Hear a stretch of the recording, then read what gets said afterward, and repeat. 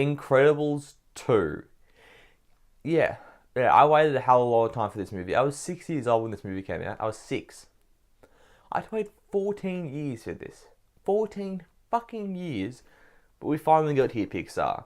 Incredibles 2 is directed by Brad Bird as well as the original. And this one follows up straight on from the first Incredibles. And now they're dealing with the illegal superheroes and trying to make them legal again.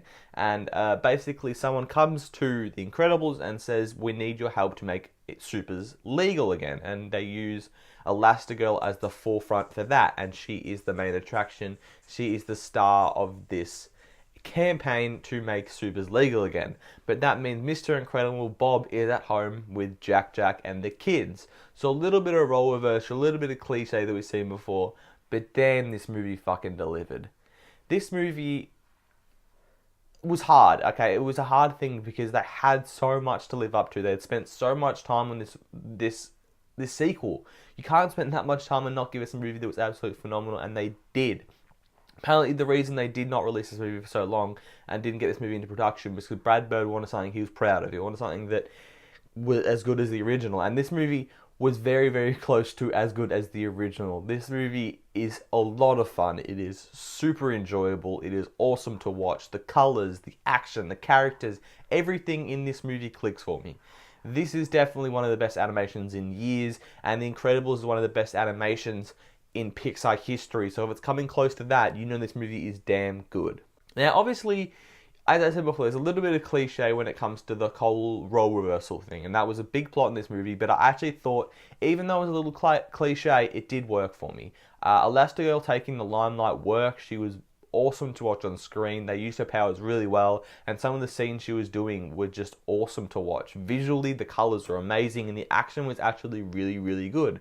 And that was something I didn't expect because obviously I was a little bit younger when Incredibles came out. It's kind of been part of my childhood, and then this one was like, no, there's actually some really cool fight scenes in this, and now that I'm a bit older, I can really see that.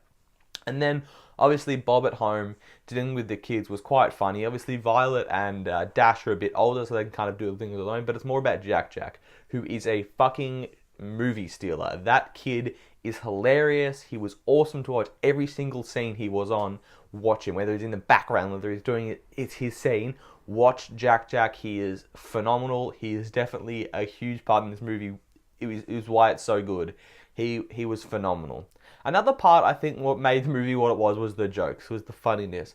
This movie was hilarious, and this movie isn't just a movie for shitty kiddie jokes. It is actually really funny stuff going on pretty much all the time, and whether it is funny for everyone or even just the adults, there are jokes there that kids will not get. They will not understand, but you're just sitting there and you're like, no, I got that. That was pretty damn funny. And it's not going to take away from the kids because the kids aren't going to go, it was all just shitty jokes and we didn't get it. Because they slip it into parts and you don't even think it's meant to be a joke. If you're a kid, you wouldn't even notice it. And that is something they did so well that they can give you a whole family movie for not just the kids. Because a lot of animations and a lot of movies nowadays, when it comes to a PG movie, is a movie aimed just at the kids. This is not a movie just aimed at the kids. This is a whole family experience. You can go and see this with your entire family. You can see it if you're a bit older. I saw it with my other 20-year-old friend, and we loved it. And you know what the thing is? We were 6 when the original came out, as I said before, so it's not as weird as it sounds, but you can have a really, really fun time with this movie, and the jokes are there, the characters are there, and it's very just fun, entertaining thing to watch.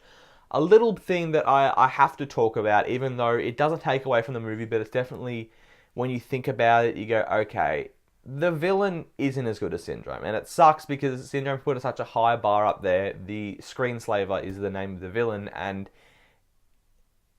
they're good, and it's a fun villain, but it's nothing special. It doesn't make the movie better because of this villain. It doesn't make the movie worse either. But it could have. It's kind of a bit of Marvelitis where the great movie with a slight aspect, if you ump the villain, you get an even better movie. Like Incredibles 1 had Syndrome. He was perfect villain. He's one of the best animation villains all time. And to put him, compare him to this one, it's going to be hard. But it definitely produced some awesome stuff in there, irregardless of how it had to live up to Syndrome.